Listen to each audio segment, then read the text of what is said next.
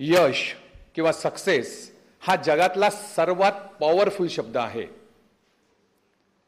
यशस्वी माणसंच यशस्वी का होतात हा प्रश्न मला खूप वर्षापासून पडत होता, तुम्हालाही तो पडत असेल।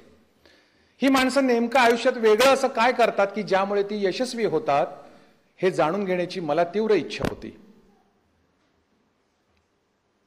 यश म्हणजे काय, यशस्वी कसं व्हायचं वगैरे वगैरे सांगणारी शेकडो पुस्तकं बाजारात उपलब्ध आहेत। या पुस्तकांच्या विषयांमुळे, शीर्षकांमुळे अनेक जण भांबवून सुद्धा जातात।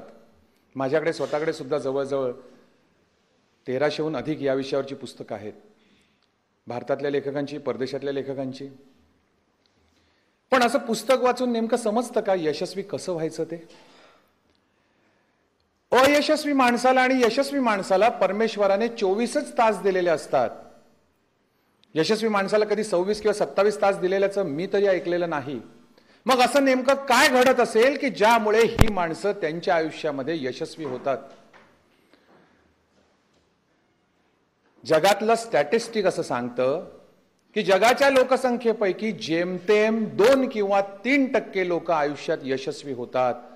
उरलेली 97% लोक ही फक्त आयुष्य जगतात, म्हणजे जन्माला येतात, थोडंसं शिकतात, नोकरी किंवा व्यवसाय करतात, लग्न होतं, मुलं बाळं होतात, मुलांची लग्न होतात, आजारी पडतात किंवा अपघात होतो आणि परमेश्वराला प्यारी होतात। या व्यतिरिक्त यांच्या आयुष्यामध्ये काही घडत नाही, हे जगाचा इतिहास सांगतो आहे। म्हणजेच ही 3% लोक ही जगातली खरी अल्पसंख्याक लोक आहेत। आणि माझी अशी कळकळीची इच्छा आहे की इथे बसलेला प्रत्येक जणाचा सहभाग, त्याचा समावेश त्या अल्पसंख्याक लोकांमध्ये लवकरात लवकर व्हावा। तुम्ही यशस्वी व्हावं या कळकळीने मी इथे साक्षरतेचं आणि हुशारीचं प्रमाण या भारतात सर्वाधिक आहे, परंतु आत्मविश्वासाच्या बाबतीत महाराष्ट्रातला माणूस परप्रांतीयांच्या दृष्टीने कमालीचा मागे आहे। आणि म्हणूनच केवळ कोण कुठची लोक मुंबई पुण्यासारख्या शहरात येतात, हातात काही नसतं, पाहता पाहता एखादा व्यवसाय करतात, स्वतःचं घर घेतात, बिझनेस वाढवतात, आणखी लोकांना बोलवतात, प्रगती करतात। सामान्य कामं करून लोक केवळ 2 किंवा 3 वर्षामध्ये लक्षाधीश आणि करोडपती झालेलं मी माझ्या नजरेने जवळून पाहिलेलं आहे। आणि आमचा मराठी माणूस, आमच्या महाराष्ट्रातला माणूस जो 10वी आणि 12वीला पहिला येतो आणि केवळ 5 किंवा 6 वर्षामध्ये त्याची स्थिती अशी होते, नोकरी एके नोकरी, नोकरी एके नोकरी, आणि उसाच्या चिपाडामधनं, उसाच्या यंत्रामधनं जसं ते उसाचं चिपाड बाहेर पडतं तसा आमचा माणूस पुढे पुढे पुढे पुढे जात असतो।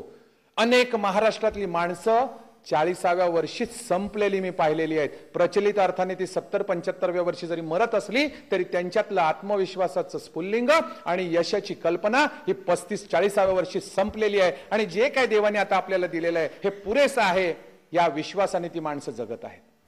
उतारावरनं जाणारा चेंडू आपोआपच घरंगळत जातो, त्यासाठी काही करावं लागत नाही।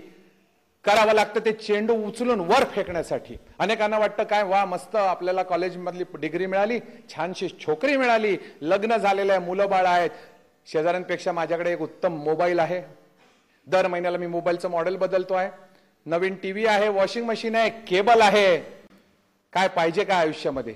पुरेसं आहे हे सगळं? नाही, हे आयुष्य नाही। हे आयुष्य बदलायलाच हवं, हे तुम्ही बदलणार आहात। आणि याचसाठी